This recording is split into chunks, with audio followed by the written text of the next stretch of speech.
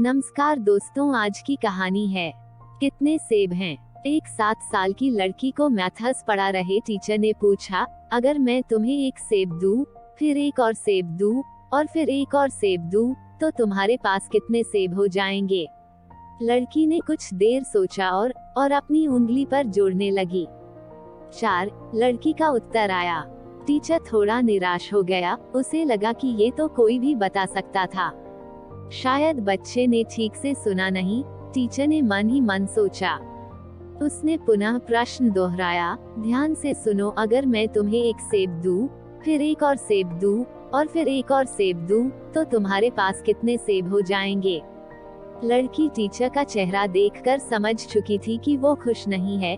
वो पुनः अपनी उंगलियों पर जोड़ने लगी और सोचने लगी कि ऐसा क्या उत्तर बताऊं जिससे टीचर खुश हो जाए।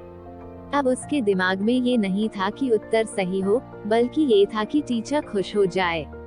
पर बहुत सोचने के बाद भी उसने संकोच करते हुए कहा 4।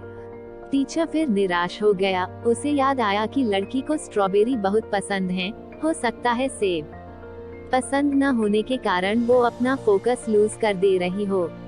इस बार उसने बड़े प्यार और जोश के साथ पूछा, अगर मैं तुम्हें एक स्ट्रॉबेरी दूं, फिर एक और स्ट्रॉबेरी दूं, और फिर एक और स्ट्रॉबेरी दूं, तो तुम्हारे पास कितने स्ट्रॉबेरी हो जाएंगे। टीचर को खुश देखकर लड़की भी खुश हो गई और अपने उंगलियों पर जोड़ने लगी।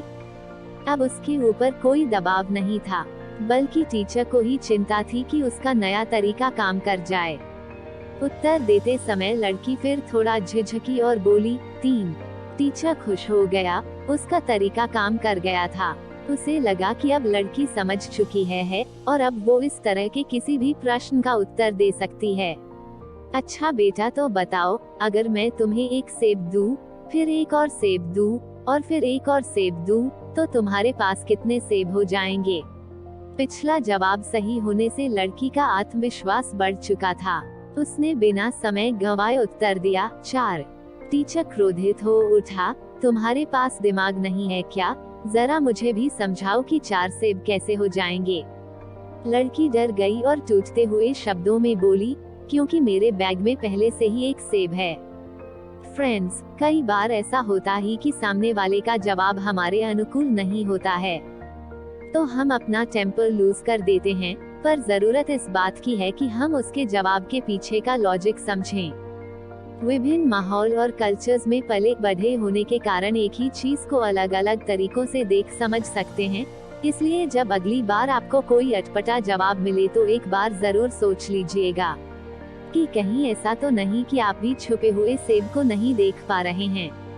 जरूरी नहीं है कि किसी बात का एकमात्र वही पहलू है जो आप देख रहे हैं।